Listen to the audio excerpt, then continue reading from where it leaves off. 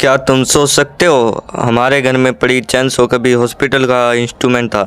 अगर डॉक्टर बोले नर्स से जाओ चैनसो लेके आओ तो तुम्हारी फट के चार हो जाएगी। आज तुम्हें पता चलेगा कि वुड कटिंग के लिए तो चैनसो बनी ही नहीं। असल में पहली चैनसो उस दिन बनाई गई थी जब 8वीं सदी के डॉक्टर चाइल्ड बर्थ के लिए आसान तरीका ढूंढ रहे थे। उस सर्जरी के लिए बोन्स काटनी होती थी और चैनसो उसी का काम करने के लिए बनाई गई थी, ना कि पेड़ काटने के लिए। 1900 आते आते इसे लकड़हारे और बढ़ाई अपनाने लगे, तब जाके जंगल में पहुंचा, वरना शुरुआत तो ऑपरेशन थिएटर से हुई थी। सोचो अगर मम्मी को गिफ्ट करना हो, मेडिकल सेट हो, उसमें चैनसो लिख ले तो पूछेगी मम्मी बेटा ऑपरेशन गर्दन का करना है या गर्दन साफ ही करनी है।